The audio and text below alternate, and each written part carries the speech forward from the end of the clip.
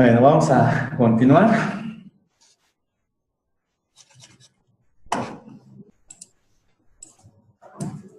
Sale.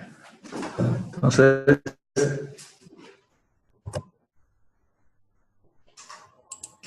nos quedamos en el desarrollo de la generación del cifrado, ¿no? Ahora nos falta la opción de descifrar. Entonces, esa la tenemos acá.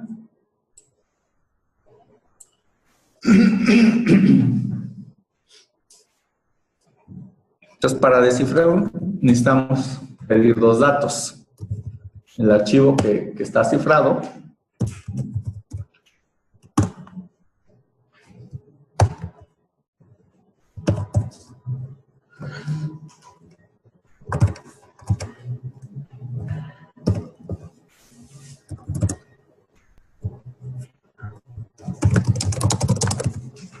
¿cuál es el archivo cifrado?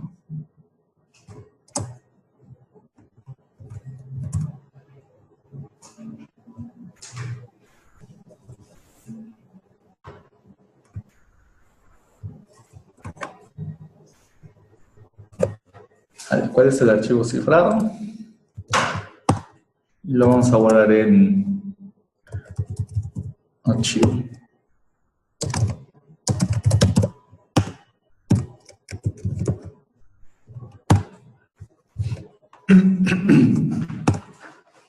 Y necesitamos también la llave, ¿no?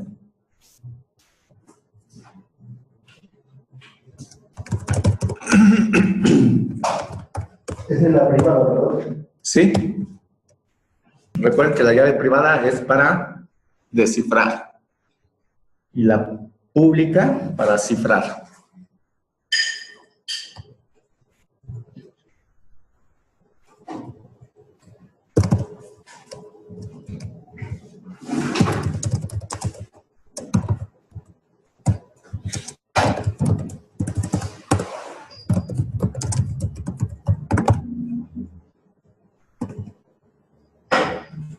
La llave para descifrar.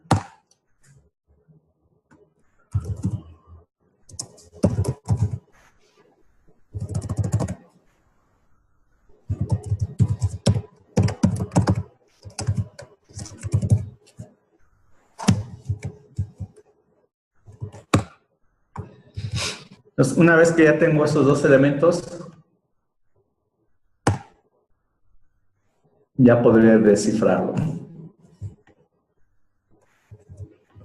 Okay. Ahí, no importa que la variable del archivo ya se ocupe en cifrar archivo. No, porque ¿recuerdan cuando vimos el ámbito de las variables? Entonces, ¿cuál sería el ámbito de, por ejemplo, de esta variable, ¿no? Solamente el método de separación. El ámbito, si lo quieren ver de una forma informal, pero fácil, el ámbito de las variables es el bloque en el que está declarado. ¿Sí? Es más, si yo aquí le pongo un bloque así, ¿vale?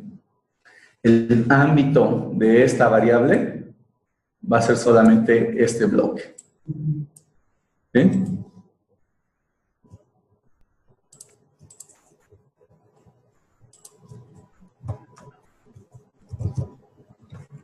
Entonces, nuestra clase cifrado, no, ¿cómo se llama? Criptografía asimétrica.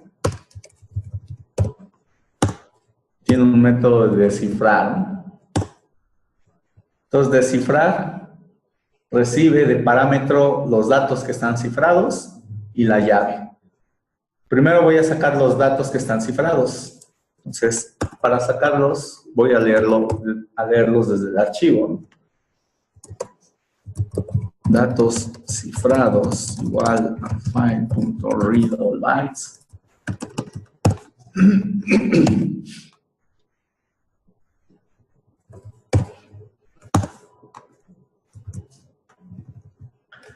para que quede más claro, este es el archivo cifrado.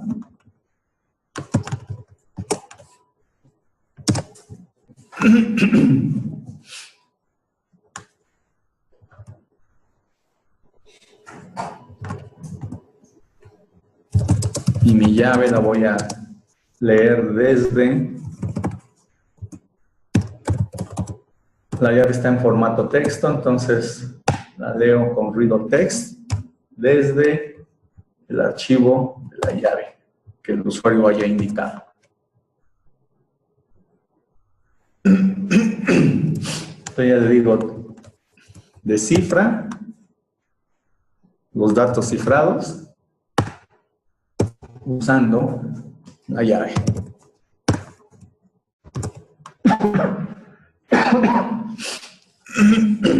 Y esto me lo va a dejar en un arreglo de bytes. Datos.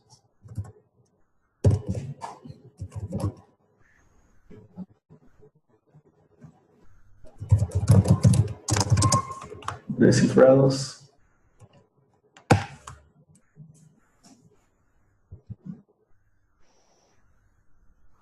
Y nos podemos pedir un archivo destino, ¿no? También, donde quiero que los descifre.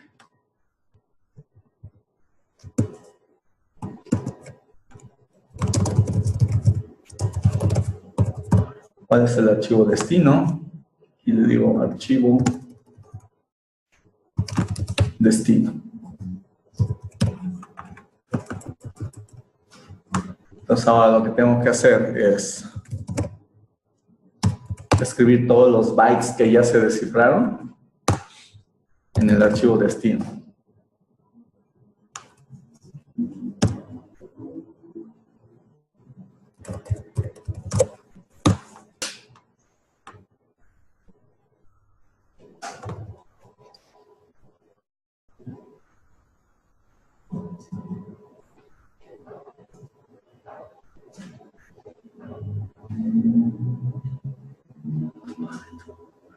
Es que nuestro método de cifrar devuelve un string, ¿no? O sea, es el mismo escenario de hace un rato.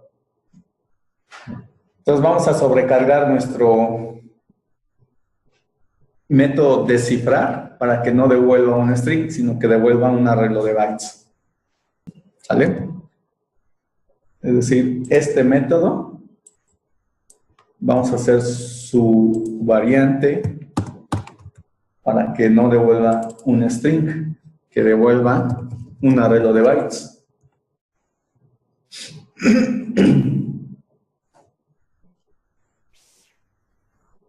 Entonces, como quiero que me devuelva los bytes, no es necesario decodificarlo, ¿no?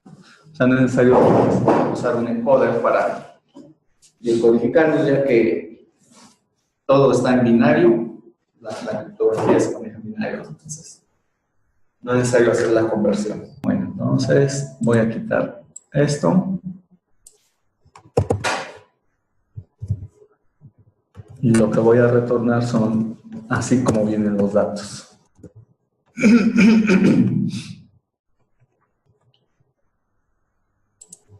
A ver. Es que los datos vienen en un formato, en un tipo RSA Crypto Service Provider. ¿Ya vieron? Acá.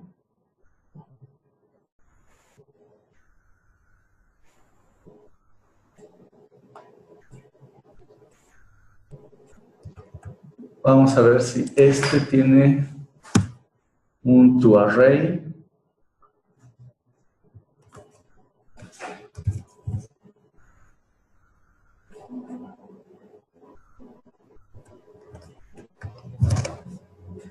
Ahí está. Pero ese toArray, sí, devuelve un arreglo de... Ahora el error dice que...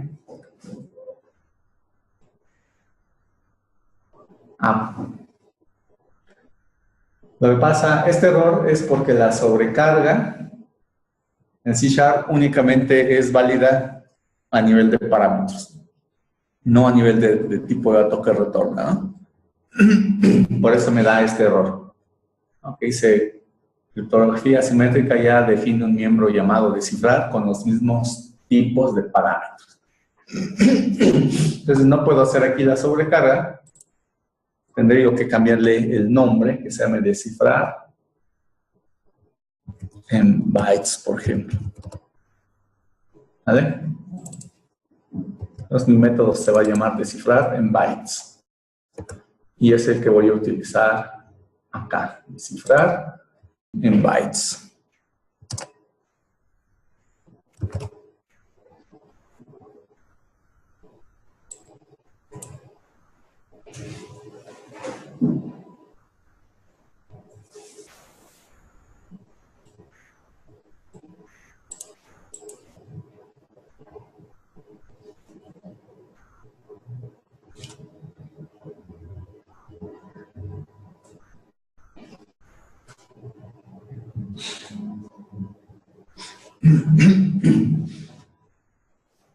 Y pues con eso quedaría, ¿no?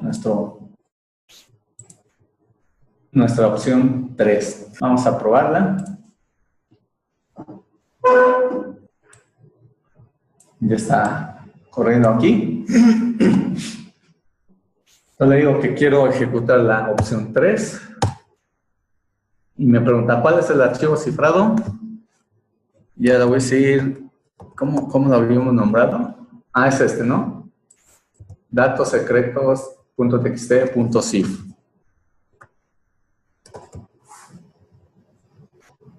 Ya le digo, ese es un archivo cifrado. Luego me pregunta, ¿cuál es la llave para descifrar? Pues mi llave para descifrar es esta, ¿no? Llave.pri.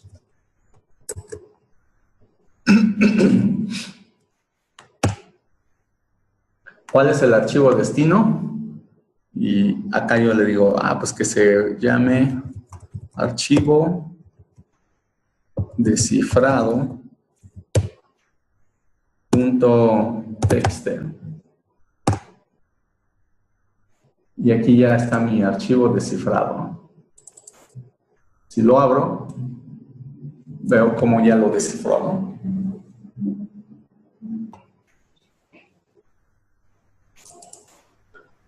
Y lo mismo podría hacer con cualquier tipo de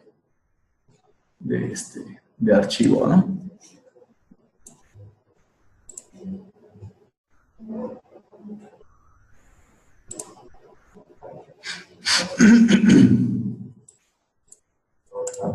Vamos a hacer una prueba con una foto, por ejemplo. Ahí está, ¿no? Vamos a ponerle que se llame nada más coffee. Este es un archivo JPEG. Es este.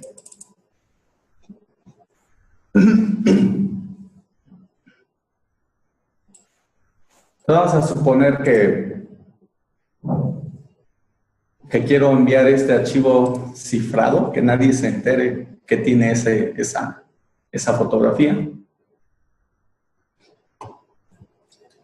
Entonces, las dos partes involucradas en el envío o recepción del archivo, pues deben de tener el programa.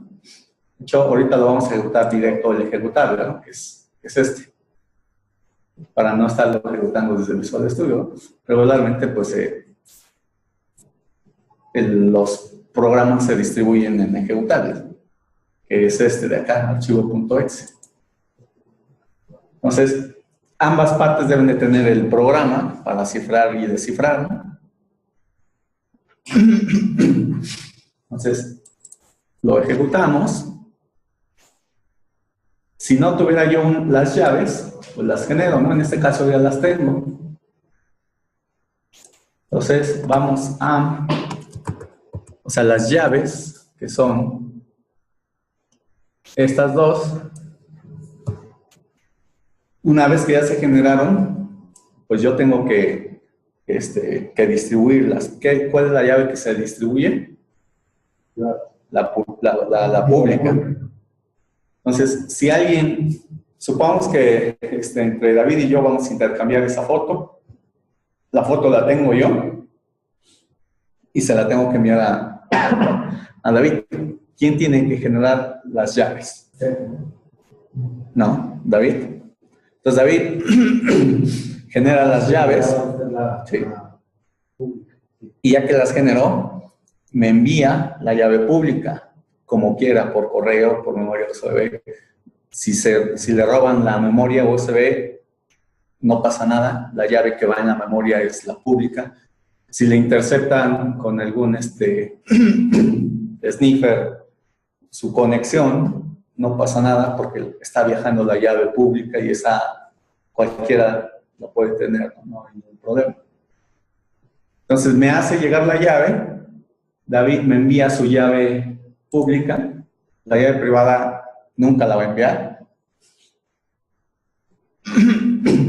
Y ya que la recibí, ahora sí, lo que hago es correr el programa y le digo, pues voy a cifrar un archivo, que es el 2.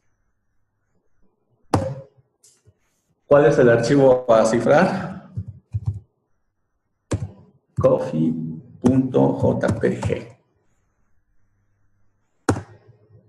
¿Cuál es el archivo de la llave para cifrar?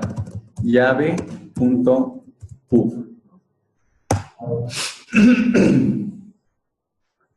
Hay un error que no manejamos y a lo mejor metí un dato mal o tiene una falla el programa, ¿no? La voy a ejecutar otra vez. Vamos a ver.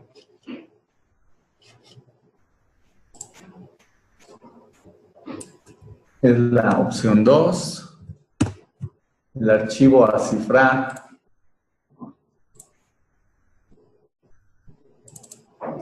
Lo voy a copiar y pegar para que no haya error.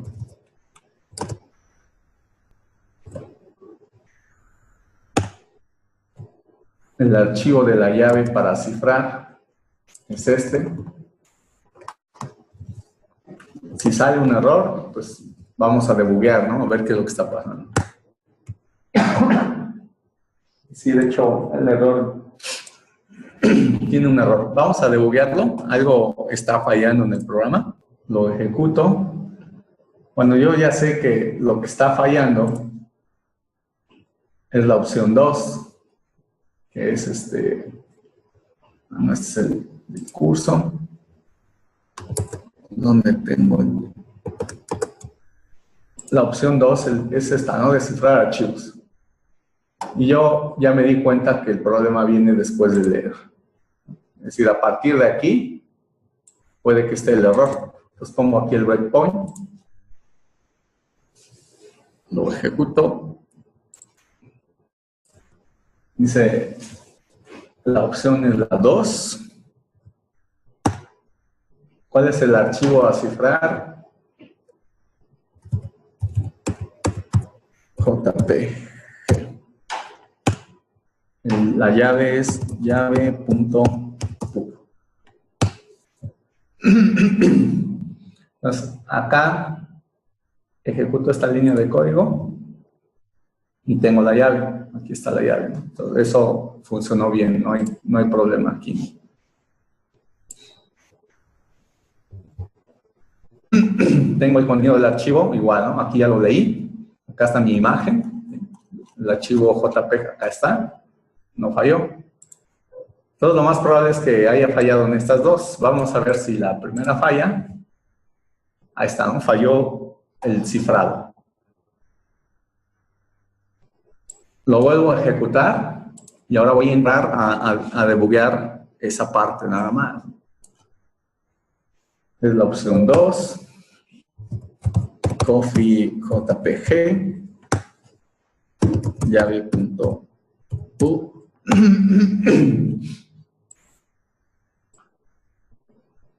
Entonces, ese funciona, este funciona, este es el que falla. Entonces voy a entrar a ejecutarlo, este método, ¿no?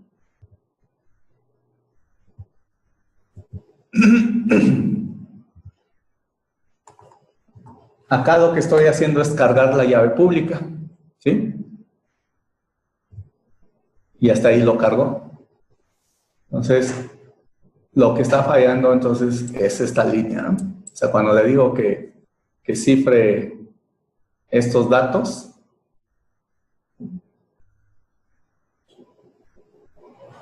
Vamos a darle a ejecutar.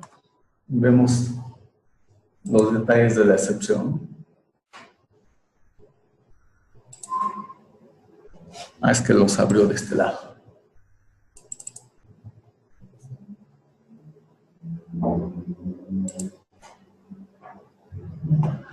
Entonces, el mensaje dice que la longitud está mal, ¿no? Bad length. A ver si acá nos da más información.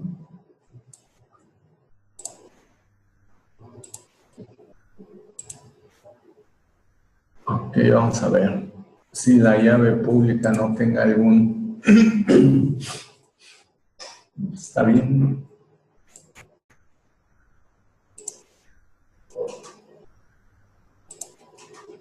Vamos a ver la ayuda de Encrypt.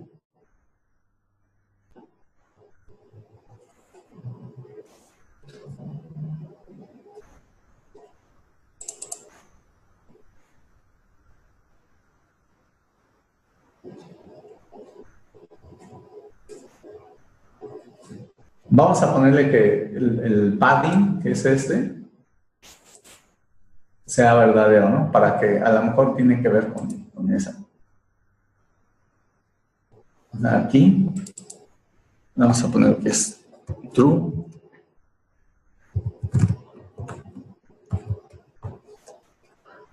Y lo ejecuto.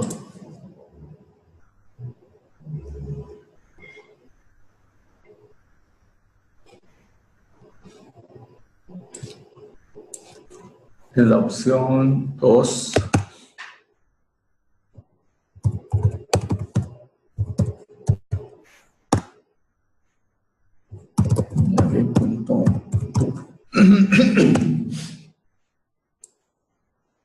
Bueno, eso funciona bien. Hasta ahí va bien. Y acá es donde sigue saliendo ese error. Bad length.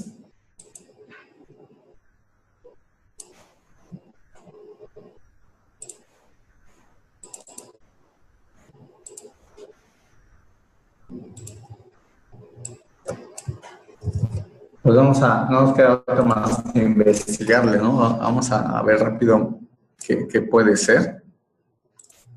Entonces el error es bad length y está ocurriendo en la clase.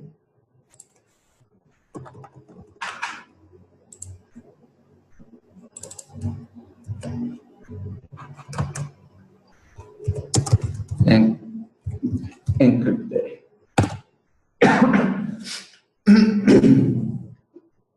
Acá está.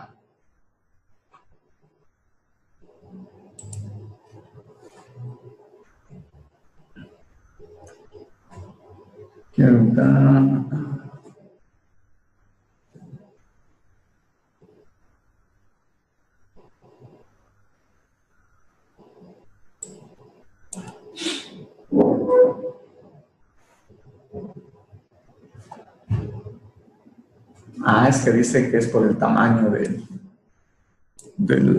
no recordaba eso, ¿no? El algoritmo RSA se utiliza para cifrar archivos, datos reducidos, ¿no? O sea, pequeños.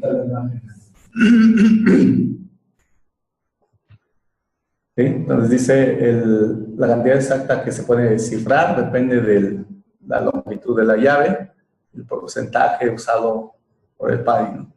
Más el porcentaje o el tamaño del padding, ¿no? Entonces, ¿por qué esta limitante?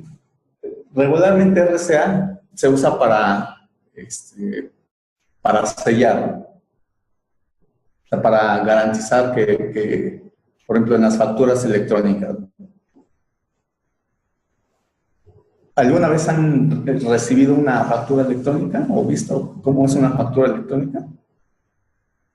¿sí? Es un archivo XML. No es el PDF no es el comprobante fiscal. Entonces, la factura electrónica se genera con tecnología RCA. Entonces pueden decir, bueno, si RCA está limitado en su tamaño, ¿qué pasa con una factura que pesa 5 megas o más? Bueno, ahí se usa otra tecnología que también vimos la semana pasada, ¿no? ¿Si recuerdan cuál era?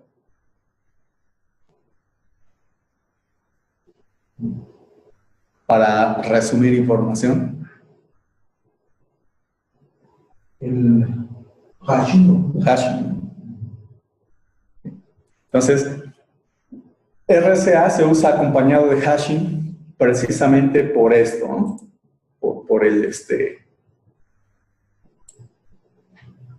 Por la limitante que tiene, ¿no? Entonces se aplica un hash a los datos que quiero cifrar, ¿sí? Y cifro el hash, ¿vale? Obviamente eso no nos va a permitir, en este caso, cumplir con el objetivo de poder cifrar cualquier archivo, ¿no? Porque el hash es una función que no se puede invertir. Pero sí ayuda en cuestiones de la seguridad. Entonces, nuestro algoritmo, nuestro programa que acabamos de hacer, pues solamente sirve para cifrar datos pequeños. Entonces, la imagen, no sé cuánto pese. Vamos a ver.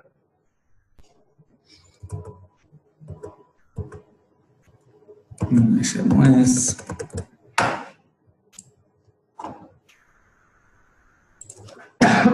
$900K.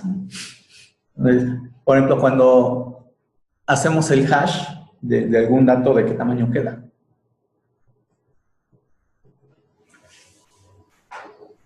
Lo vimos en la clase pasada, en nuestro método hashing.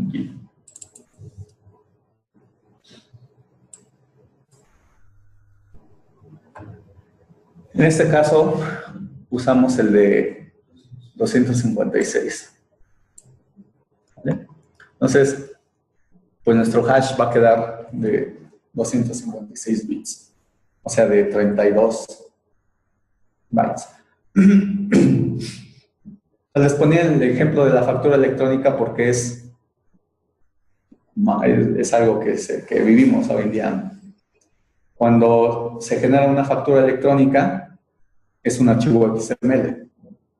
Entonces, ese archivo XML se le genera se le extraen los datos que se quieren cifrar en un solo texto, que se le llama cadena original.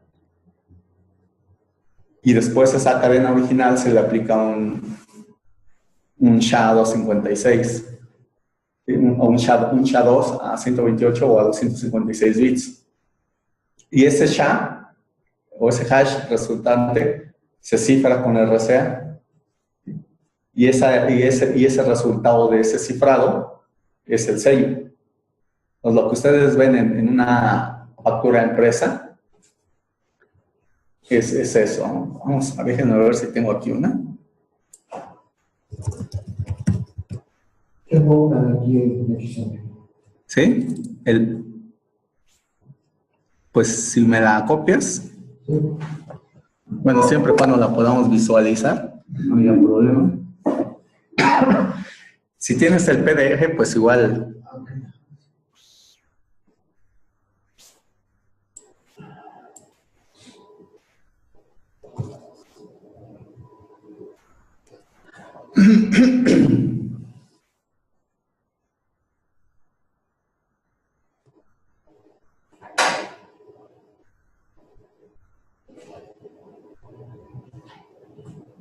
Entonces, ¿alguna duda que tengan del cifrado asimétrico del RCA?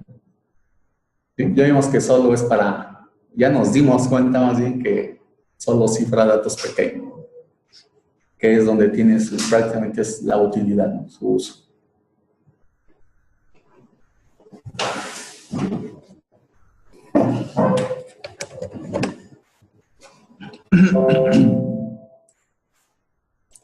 ¿Cómo se llama?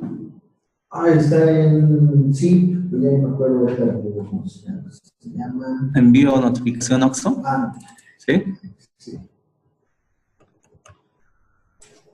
O sea, ¿no? Entonces, esta es tu factura. Lo que les decía es que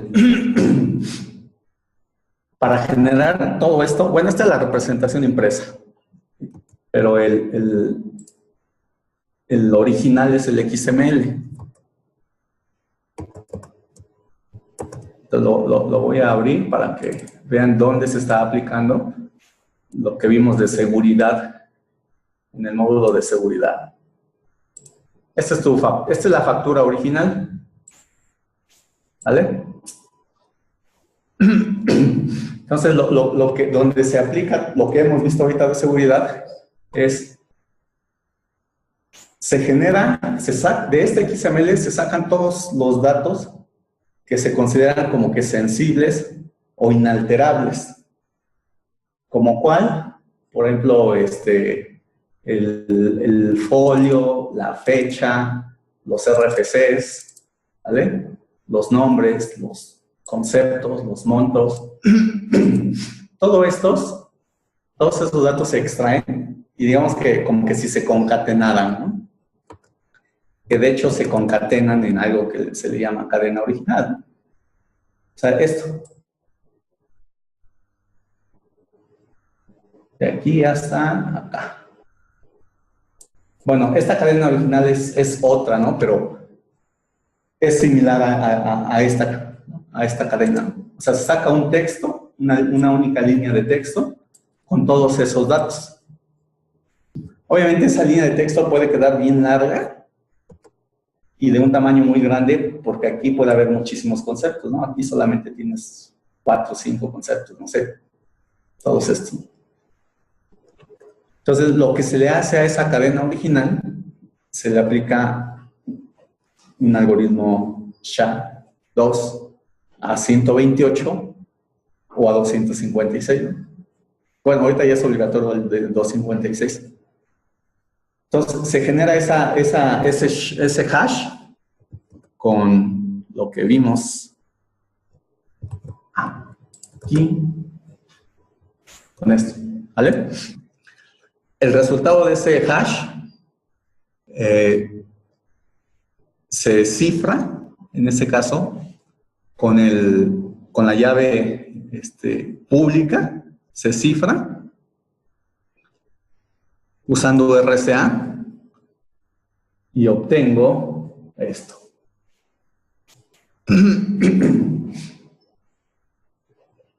Bueno, aquí antes se le aplicó una codificación a base 64 para que se pudiera imprimir o almacenar en texto plano.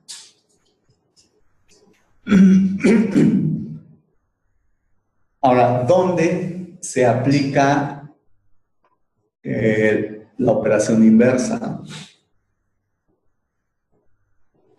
Bueno, entonces, si yo quisiera ver la legitimidad del comprobante fiscal, o sea, si yo quisiera realmente comprobar que este comprobante fiscal lo emitió, ¿dónde está el emisor? Ajá.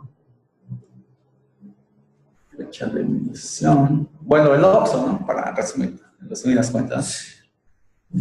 Si yo quisiera saber que realmente lo emitió el OXXO, entonces yo uso, yo puedo, dado esto, hacer esa validación.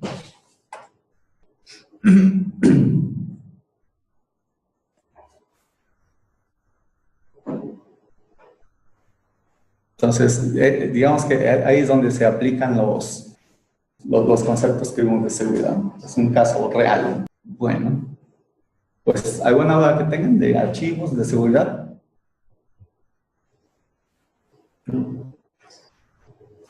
Sale.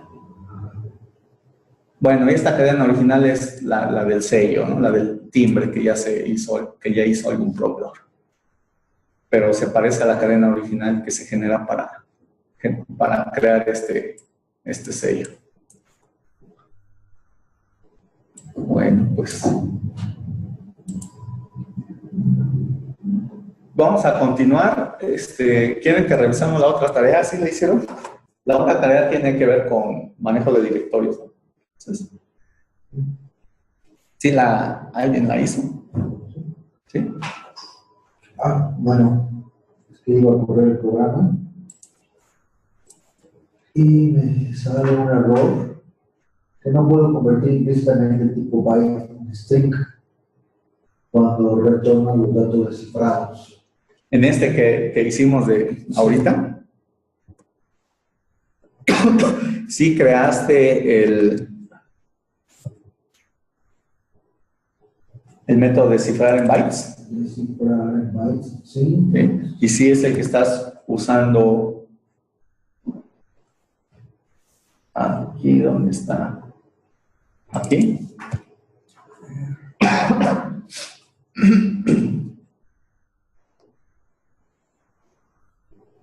Sí. ¿O en qué parte te marca el error? ¿En qué línea? En esa línea donde dice datos descifrados, Ajá. pero donde voy a escribirlos. Ahí. Acá, el write all bytes. En esa línea, pero donde están datos descifrados. Aquí. Ajá. Dice, no se puede convertir string a byte. Entonces, tu método de descifrar en bytes está mal. Descifrar en bytes debe de devolver un arreglo de bytes, no un string. A ver, vea tu método de descifrar en bytes. Sí, lo que ya encontré. Acá seguramente tienes string, ¿no? Sí. Bueno, pero aún así. A ver, devuelve bytes. Sí, porque write all bytes escribe bytes, no escribe string. El que escribe string es write all text. Sí. Ya está. Devuelve un arreglo de bytes. Ajá. Okay. Entonces, ¿vemos tu tarea? O, bueno, si es que hay alguna duda que tengan de esa tarea. A ver, ¿me la copias?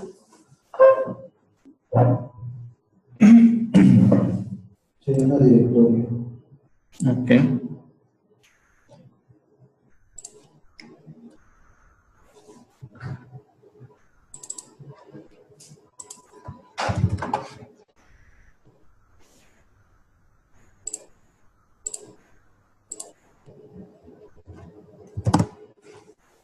Está en directorio. Sí. Bueno, esta tarea fue para poner en práctica lo que vimos de acceso al file system.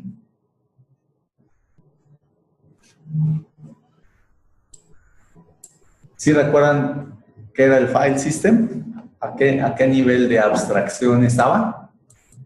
¿Entre qué capas está el file system? ¿Ya no se acuerdan?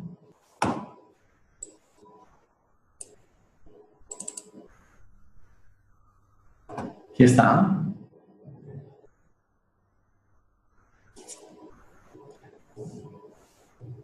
Está entre el almacenado físico, ya sea en disco o en una memoria flash,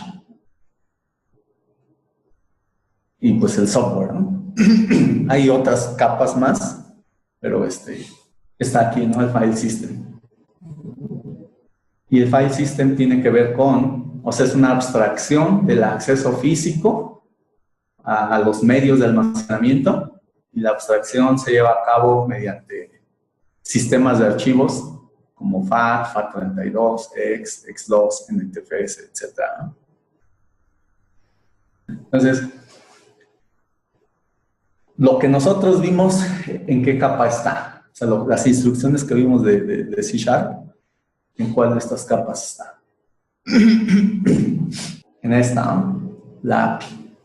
O sea, nosotros vimos una API para poder acceder al file system. El file system pues, es una abstracción que consiste prácticamente en dos elementos, ¿no? Que son estos, directorios y archivos.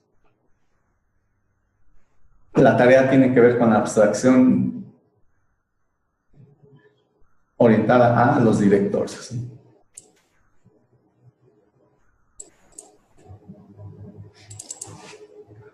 Ahí lo hice pues, realmente muy similar, pero creo que no guardé unos cambios. No me corrió el programa, pero lo que quería hacer es crear el directorio desde la consola. Es decir, poner algo así como opción 1, crear un directorio y darle un nombre. Sí. Pero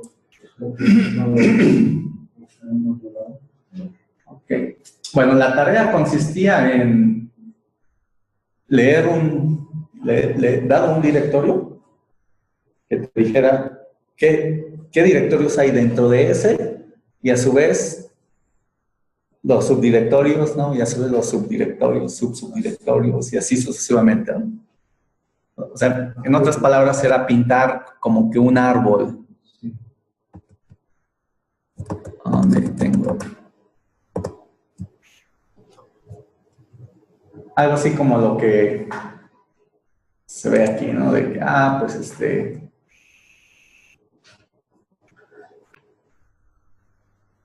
tengo este directorio y dentro de este hay muchas otras carpetas y muy probablemente dentro de ese hay otras y dentro de ese pues a lo mejor ya hay archivos, ¿no? Sí. O sea, es un árbol. A ver, vamos a ver, lo que hiciste fue definir dirección. Bueno, acá como que estás definiendo diferentes carpetas con subcarpetas en variables. Así es. Después estás creando los directorios para esas variables y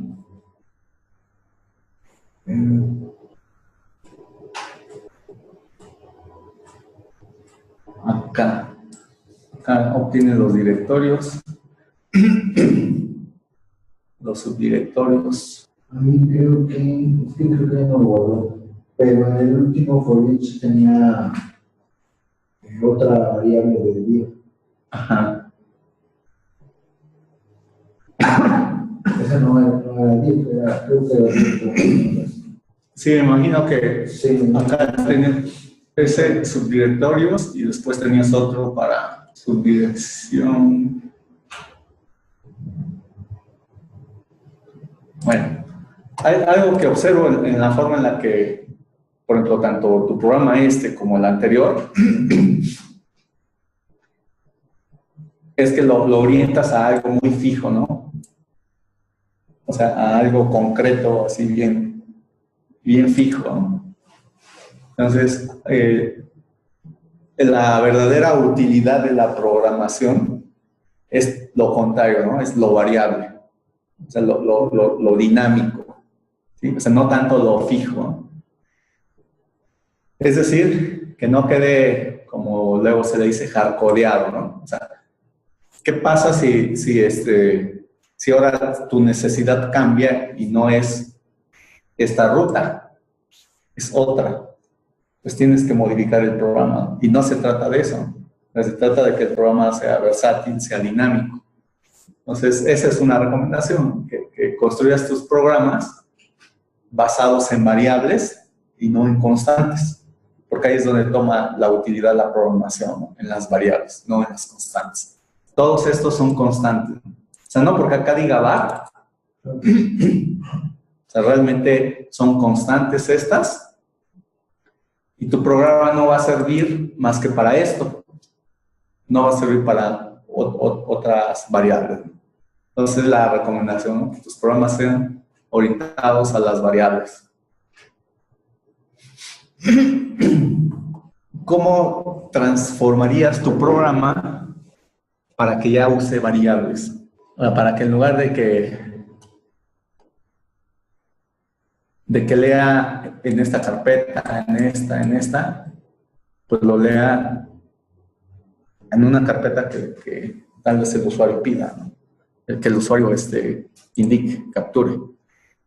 Ahí en este caso es lo que quería yo hacer. Tengo que, bueno, primero solicitarle, ¿no?, un mensaje, luego leer la información que me da y guardarla en una variable. Una variable de dirección. Y a partir de ahí ya hacer el... Vamos haciendo, ¿no? Console.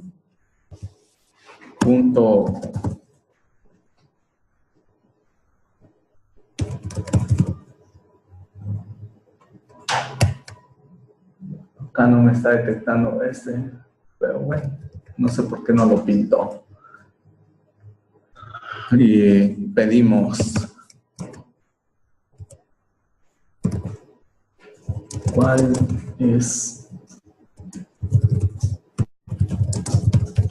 es el directorio origen.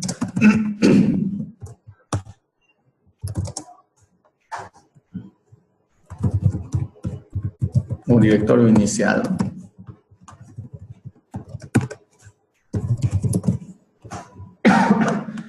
¿Cuál es el directorio inicial?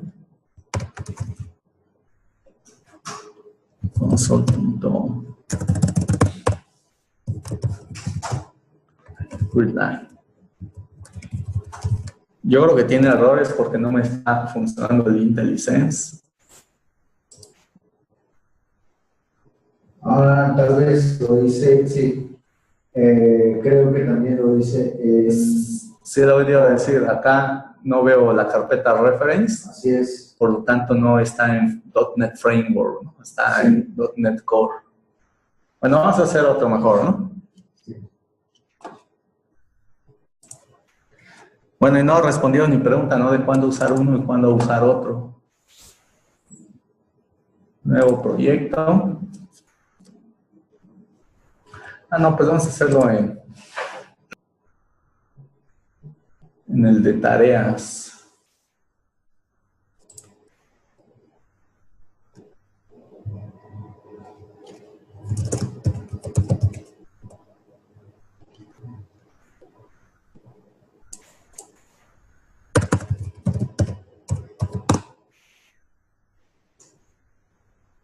Administrador de tareas.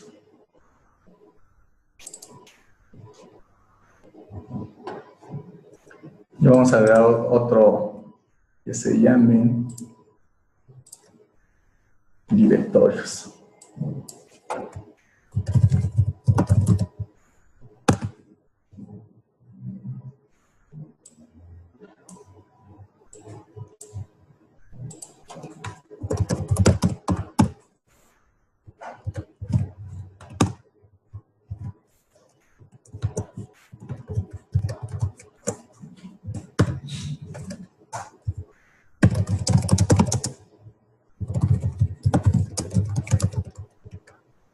¿Cuál es el directorio actual? Inicial, perdón, directorio inicial.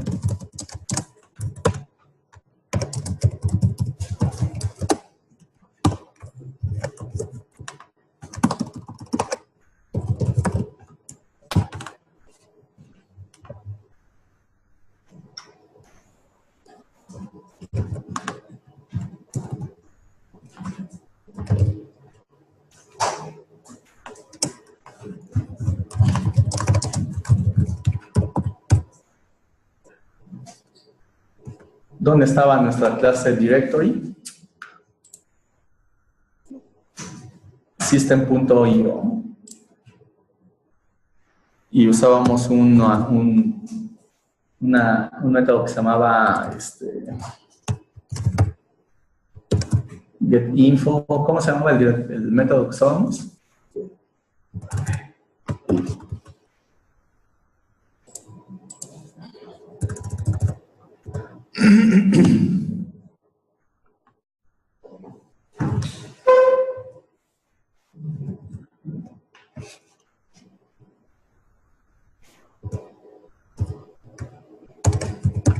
Get directories, creo que. Ya le pasaba yo el path, que en este caso es el de directorio inicial. Ajá.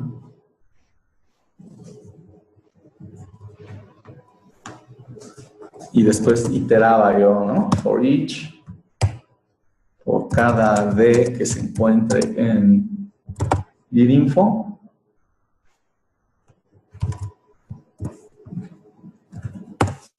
Hacía yo un console.writeLine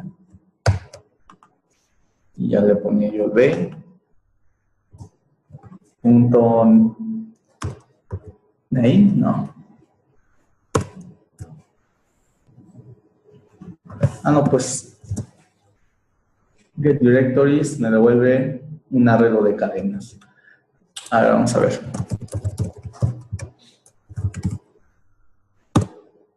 Y lo vamos a ejecutar.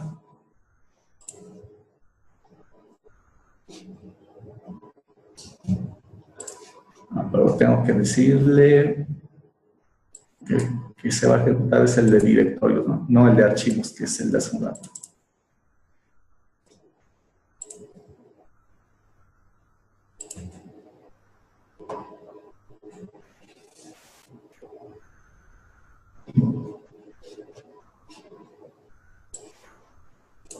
Acá está, ¿no? Me pregunta cuál es el directorio inicial. Le digo que es el punto, que es el directorio actual. No hizo nada. Vamos a ver qué es lo que está haciendo aquí.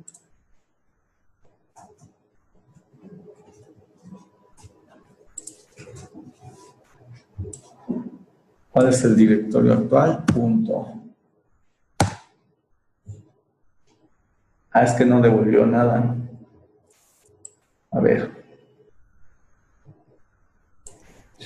Cuando están debugueando, la flechita amarilla es como el instruction pointer, ¿no? O la instrucción siguiente a ejecutar. Y la pueden mover. O sea, yo puedo decirle, pues es como regresar en el tiempo, ¿no? Regresa a cómo estaba la ejecución en ese momento. Y si yo lo hago, o ejecuto, pues me vuelve a pedir, ¿no? ¿Cuál es el directorio actual? A ver, vamos a poner, a ver si funciona con punto diagonal.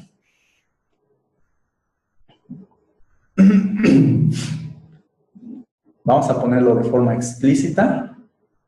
Tal vez no haya nada en el directorio actual. Es lo más seguro, ¿no? Le voy a poner que el directorio inicial sea mejor C, dos puntos. Tengo yo este directorio, ¿no? Que se llama TMP. Y aquí sí ya me regresó 23, ¿no? Ya está. Entonces, esa era la razón, ¿no? No había directorios dentro del punto o del directorio actual.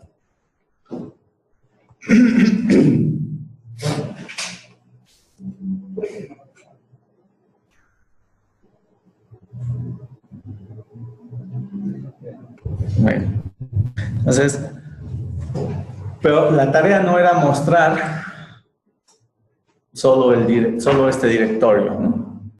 Sino era, si había dentro otro, pues también, ¿no? Y así sucesivamente. Eso, ¿cómo lo haría yo?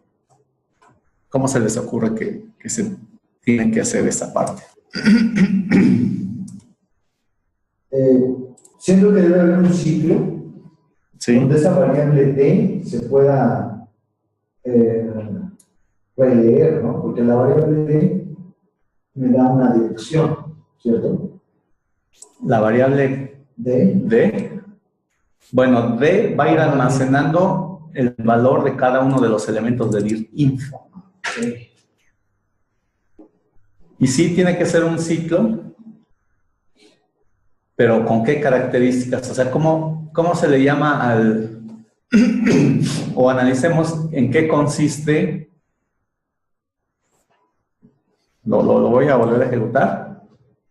Le voy a poner punto, ¿no? Que es un directorio arriba, y este sí debería tener resultados, ¿no?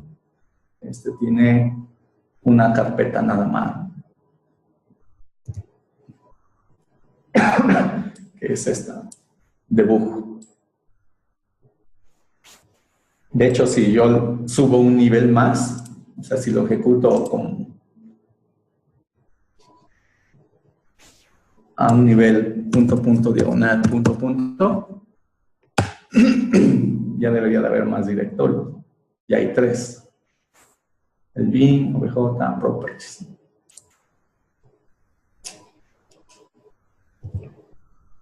Entonces, lo mismo que hice ahorita, o sea, este mismo código lo tengo que hacer para este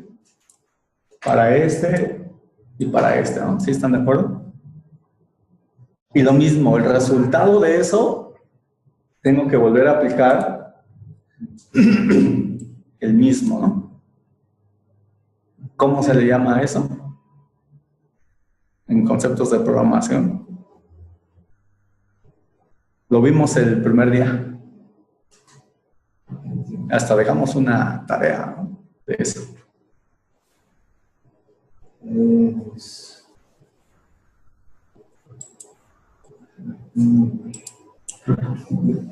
Recursividad, ¿no? Es la recursión. Entonces tengo que hacer recursivo este. ¿Sí? Entonces vamos a extraer este método, este código a un método que se llame leer directorio. Acá está nuestro método leer directorio.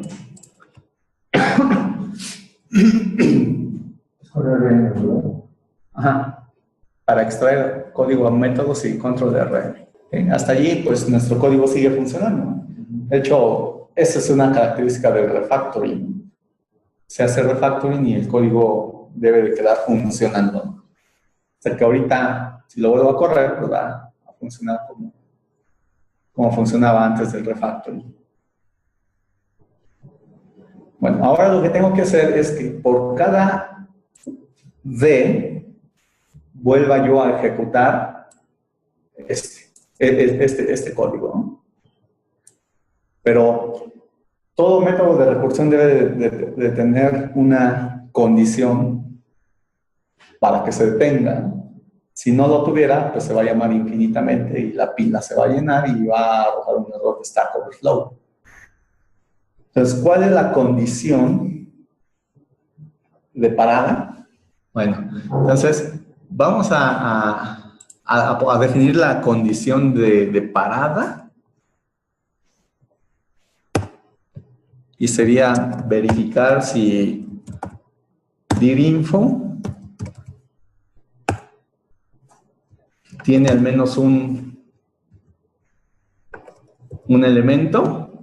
A ver, ¿cómo sería?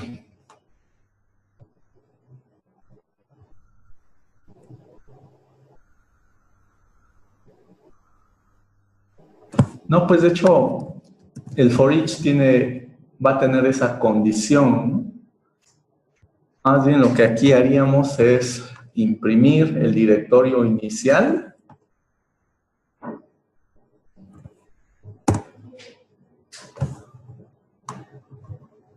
Vamos a ver. Vamos a imprimir el directorio. Le voy a cambiar el nombre para que quede más general. Imprimimos el directorio y después por cada elemento del directorio volvemos a leer D. ¿Sí, no? ¿Quedaría así?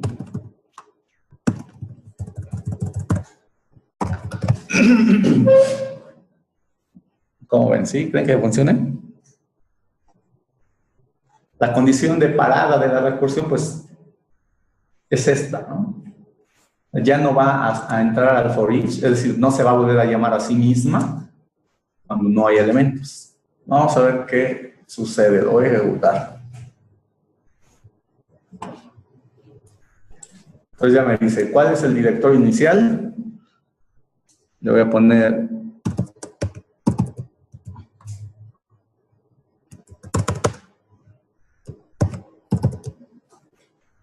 ese.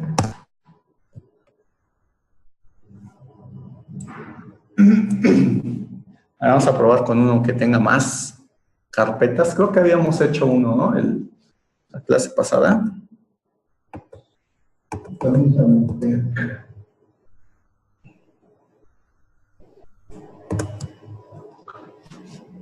Y creo que lo guardamos en TMP, diagonal.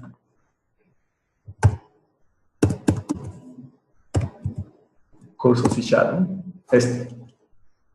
Vamos a correrlo con esta. Con ese parámetro. Observa. Lo vuelvo a ejecutar. Y le digo que corra con ese parámetro.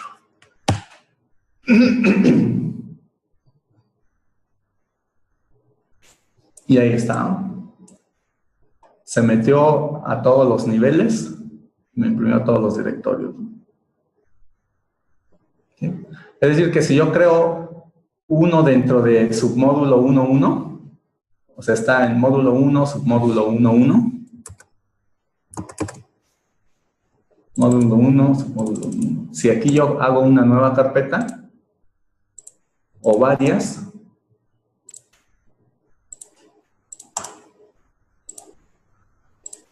y es más, dentro de esta creo una nueva,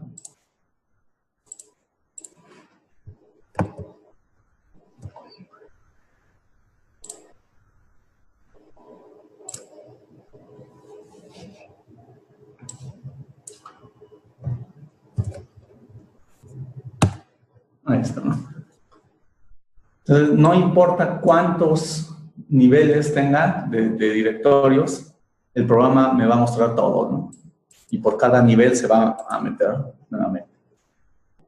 Entonces, el programa se resume a estas líneas de código, ¿no?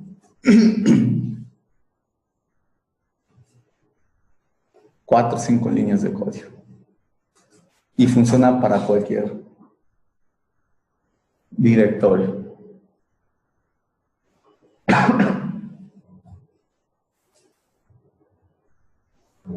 Entonces, realmente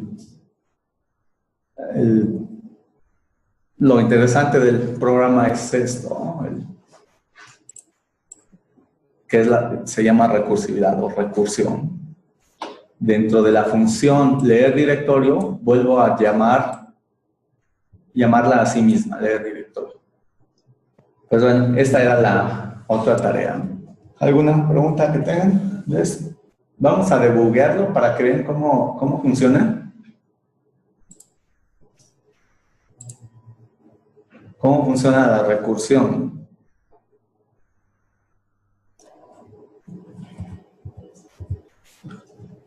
Lo ejecuto hasta ese punto y le digo que ese es mi dato de entrada. Acá el IP o el instruction pointer está aquí, ¿no? Entonces, la primera llamada a leer directorio se hace con el valor ctmp curso C#. Si yo entro a esa función,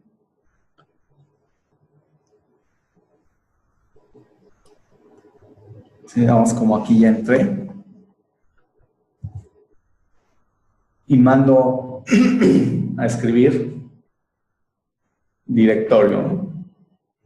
Después de eso obtengo todos los directorios que están dentro de directorio.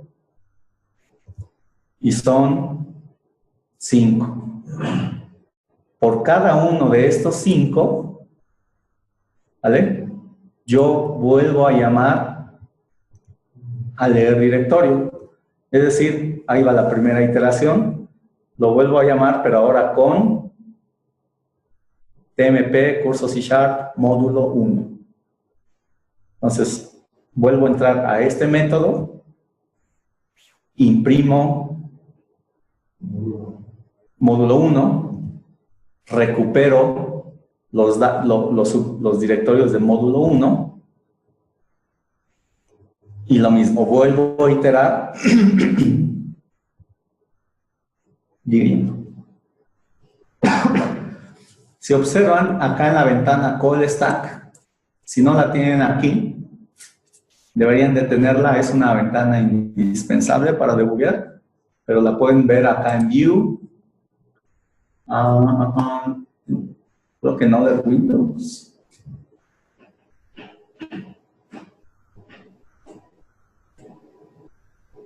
No la ven dónde está.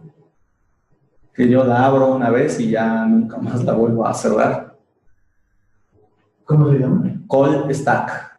Que lo tienen. Sí, yo les recomiendo que nunca instalen herramientas en español, ¿no? Rara vez van a encontrar información en español, ¿no? Entonces, no la veo, ¿no la ven? Call Stack. ¿O ya la tienen abierta? No. O creo que está en Windows. No, debe estar en vivo. Solution. Vamos a ver aquí.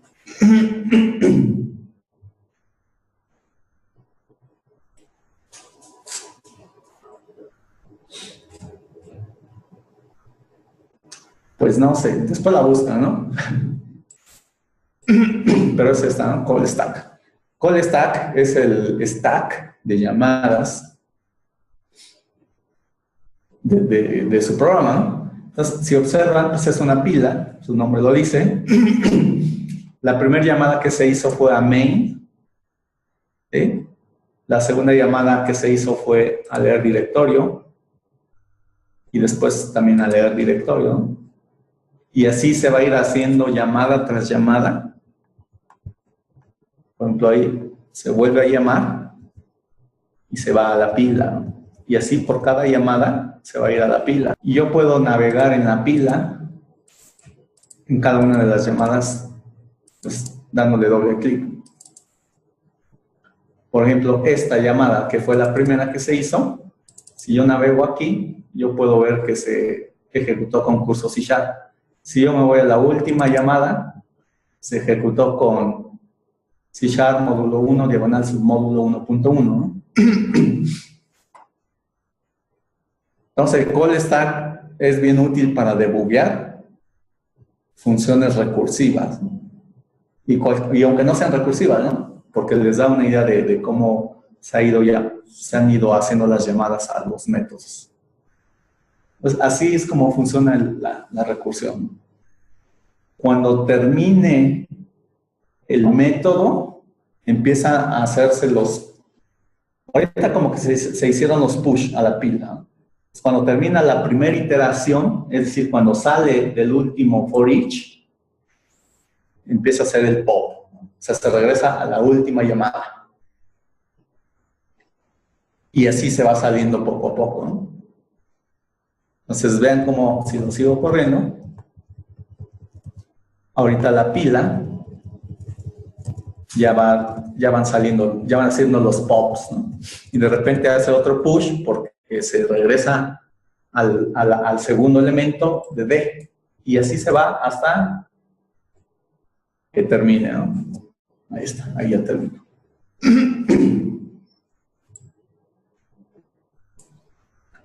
Entonces, el otro tema que nos falta ver tiene que ver con esto, ¿no? Con el debugging.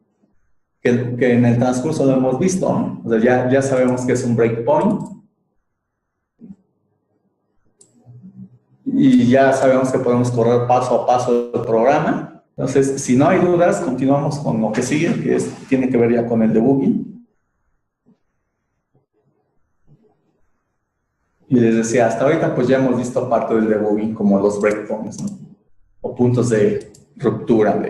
En español, no sé cómo venga, pero debes decir algo como punto de interrupción, no sé. Entonces, es mejor decirles breakpoints, ¿no? Entonces, el breakpoint lo que hace es detiene el flujo del programa. Y una vez que se detiene, yo puedo decidir qué hacer. Por ejemplo, vamos a ejecutarlo. Yo ya puedo aquí, a lo mejor, examinar los valores de las variables. Por ejemplo, mi variable directorio inicial. Pues es esto. ¿Qué más puedo hacer en tiempo de debugging? Se dice que cuando estamos en este escenario, estamos en tiempo de debugging, ¿no? De debugueo. Entonces, en tiempo de debugging puedo examinar variables como ahorita. Puedo anclarlas, por si quiero que esta ventanita esté ahí siempre. O sea, que no a pesar de que ya el cursor anda en otros lados, la ventana está aquí. Puedo modificar variables. O sea, si yo quiero probar ahora con otro, por ejemplo, a ese nivel, pues la modifico. ¿Sí? Pues también puedo modificar variables. ¿Qué más puedo hacer? Yo le digo, ¿no? Regresar en el tiempo, moviendo el IP, el instruction pointer, o el punto actual de ejecución. Digo, pues quiero que se vuelva a ejecutar desde ahí, ¿no? Entonces lo muevo allá, hasta allí, y puedo seguir ejecutando, ¿no? Entonces, ejecutar una línea se hace con F10, o lo que se conoce como un step over. Acá lo podemos ver en build, ¿no? En debug, y es un step over. ¿Vale? O sea, step over es ejecutar la línea donde está el instruction pointer, ¿no? O la instrucción actual, ¿no? Y hay otro que se llama step into, ¿vale? Step into lo que hace es ejecutar esa línea, pero si es un submódulo, entra al detalle de ese submódulo, ¿no? Eso es lo que hace step into. Entonces, acá en el caso del WriteLine, pues el WriteLine sí es un módulo, pero no tengo configurado mi Visual Studio para que se vaya al código fuente de WriteLine. Entonces, cuando yo lo ejecute con F11, simplemente no entra al código de WriteLine, sino lo ejecuta todo de una sola vez. Donde sí tengo código fuente de alguna subrutina es en el leer directorio, ¿no? Entonces, me voy a ir, por ejemplo, a ejecutar leer directorio. Si yo lo ejecuto con F10, pues se ejecuta todo, ¿no? Bueno, ahorita van a salir muchísimos datos porque está leyendo TMP, ¿no? Y es todo, ahí tengo un montón de basura. Entonces, si yo lo quiero ejecutar, entrar al detalle de esta función o método, pues lo hago el step into con F11. Y entonces ahora sí no lo ejecuta todo, sino se va y dentro de ese ya puedo ejecutar, hacer step over o step into. ¿Sale? ¿Qué más puedo hacer en tiempo de debugging? Pues ya vi que llamar o consultar el call stock. ¿Sale? Puedo definir watches. Los watches son vistas de mi entorno de ejecución, ¿no? Variables, por ejemplo. Entonces puedo decir, pues quiero ver la variable que se llama directorio. Y aquí ya me pone su valor, ¿no? Quiero también ver la variable D. Y aquí me pone su valor. Ahorita pues no está en el ámbito actual, por eso no me dice que no existe en el contexto actual. Va a existir cuando entre la ejecución a ese contexto que es justo en este momento. Ahí está. Y ahí ya veo el valor de la variable D.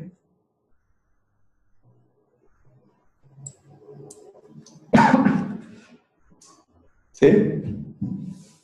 Sí, se llama pila de llamadas en inglés. Pila de llamadas en español. Aún así, no me sale nunca Visual Studio en español. Luego, ¿qué más puedo hacer en tiempo de debugging? Puedo definir breakpoints condicionales. Por ejemplo, puedo definir aquí un breakpoint que se ejecute dada una condición. Por ejemplo, un hit count. Hit count es cuántas veces ya cayó, cuántas veces ya se pasó por ese breakpoint. Yo puedo decir, pues se ejecuta, o más bien, el breakpoint se va a habilitar cuando el hit count sea igual o a partir de que caiga por tercera vez. Entonces, a este breakpoint va a entrar a partir de la tercera vez. Si yo lo ejecuto con F5, que es el continuo, F5 es un continuo, de hecho es este. Y el continuo lo que hace es continúa toda la ejecución hasta que encuentre un nuevo breakpoint o hasta que termine el programa. Entonces vemos como ahorita ya entró a leer directorio, se detuvo aquí la llamada, pero hasta que pasó 3 veces. Los breakpoints condicionales son bien útiles en los ciclos, porque a veces lo que me interesa debuguear es cuando va en el paso número 100 del ciclo. Y para no ir paso 1, después paso 2, pues eso sería bien lento, ¿no? Bien tardado. Entonces pongo un breakpoint condicional y le digo que sea a partir de la iteración número 100, del paso número 100 dentro del ciclo. O puedo definir las condiciones del breakpoints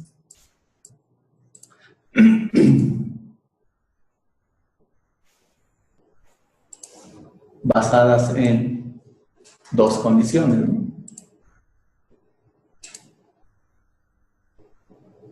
Puedo poner una expresión, por ejemplo,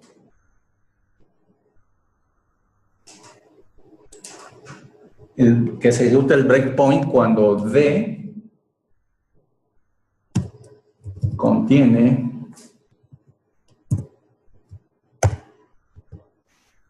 una X. Entonces puedo poner un breakpoint que haga que se detenga el flujo de la ejecución cuando se cumpla alguna condición, ¿no? Eso igual es bien útil. A veces el error que estamos debugueando sabemos que ocurre bajo ciertas condiciones, ¿no? Y lo mismo si es un programa muy complejo, queremos que se detenga justo cuando esa condición se da. Entonces agregamos una condición, un breakpoint con condición, ¿no?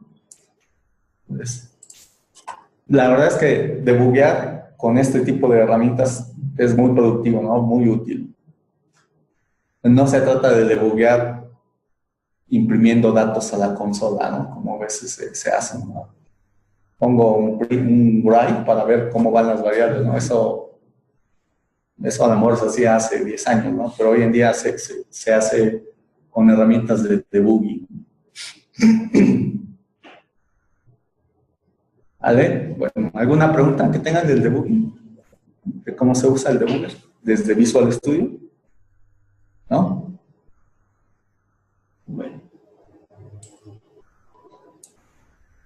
Otra forma de debuguear es haciendo uso no de debuguear más bien, sino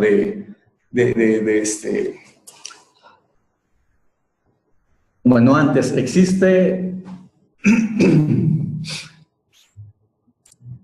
diferentes tipos o formas en las que ustedes pueden generar su aplicación, incluso audiencias. O sea, hay aplicaciones que cuando ustedes hacen su programa, quien las tiene que ejecutar es el equipo de pruebas, por ejemplo.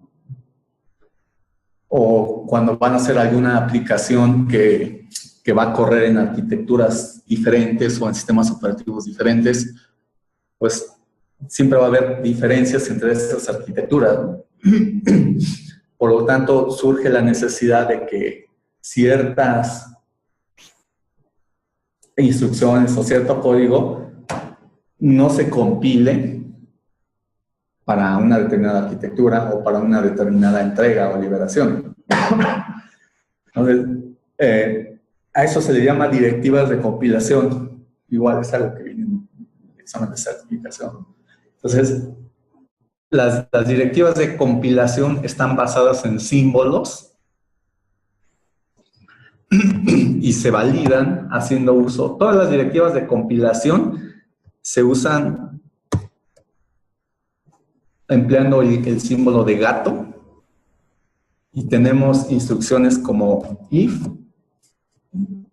Esta directiva de compilación me permite verificar si existe algún símbolo definido.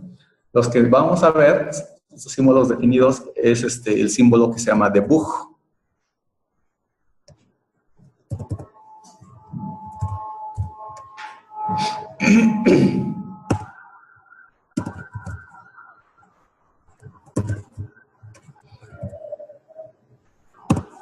Y se cierra.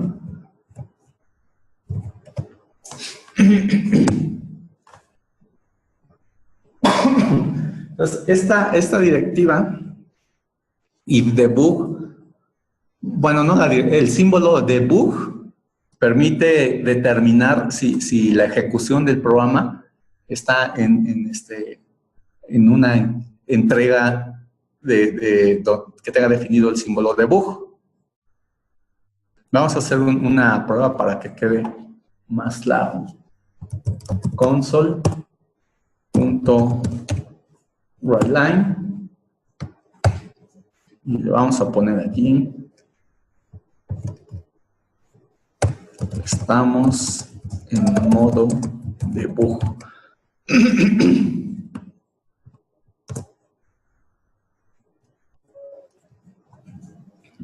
Y podemos poner un else, y que en el else diga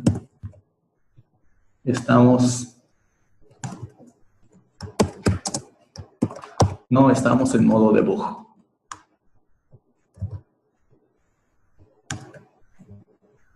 Bueno, voy a mover este código para que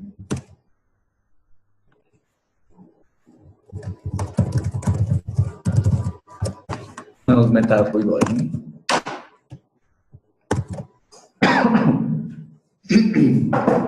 Entonces, ¿qué creen que imprima el programa cuando lo ejecute?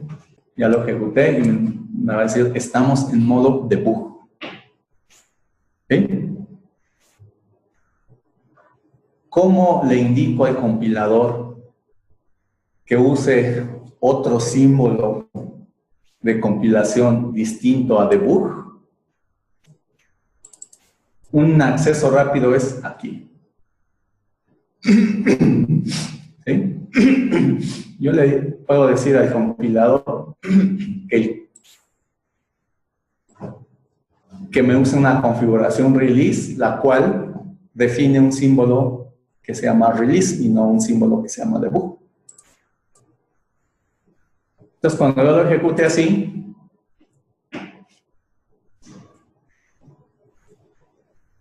lo continúa. Y el mensaje que me muestra es, no estamos en modo debug.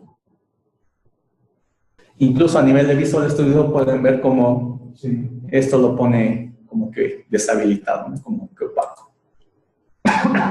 Es decir, el compilador no está tomando en cuenta esto. Si yo aquí pongo hola, el programa funciona. Porque el compilador no está tomando en cuenta estas instrucciones.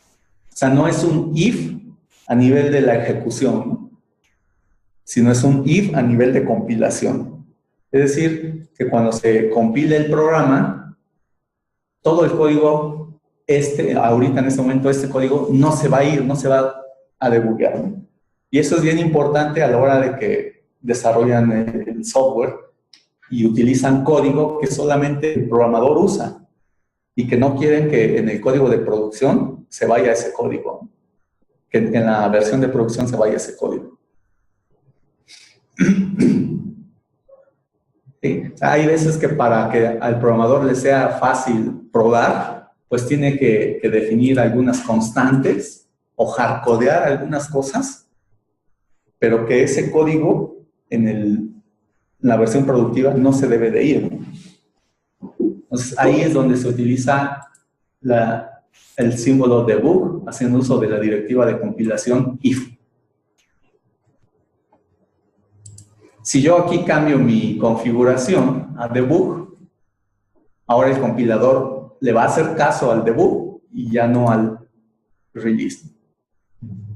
Y ahora sí el compilador me dice, pues hay un error.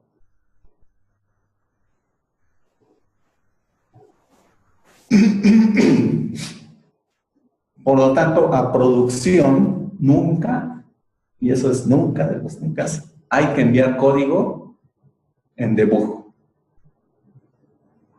O sea, ya mi aplicación que yo distribuya, la que voy a instalar, debe de ir en modo release, siempre.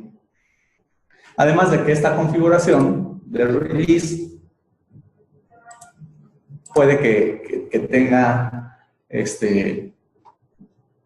como target, como destino, plataformas bien específicas, ¿no?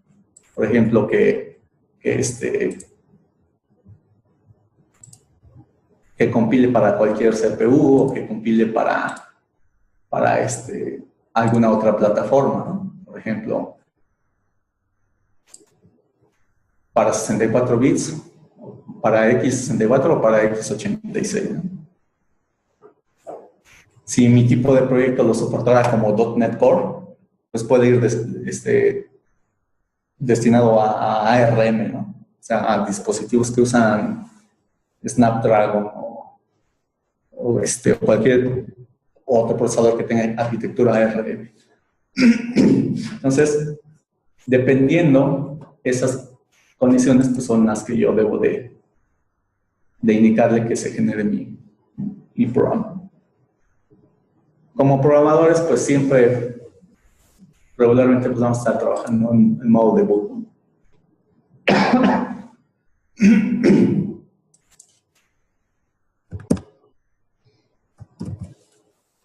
Bueno, ¿alguna pregunta que tengan de eso? Otro tema que nos falta ver es el de, nos faltaba un tema, el de acceso a bases de datos, ¿no? Se había dicho que se podían instalar SQL, ¿no? ¿Sí lo pudieron instalar? Sí. ¿Sí? Entonces, si ya no hay dudas del tema de debugging, vamos a ver el otro tema, que es el de acceso a datos. A bases de datos, ¿no?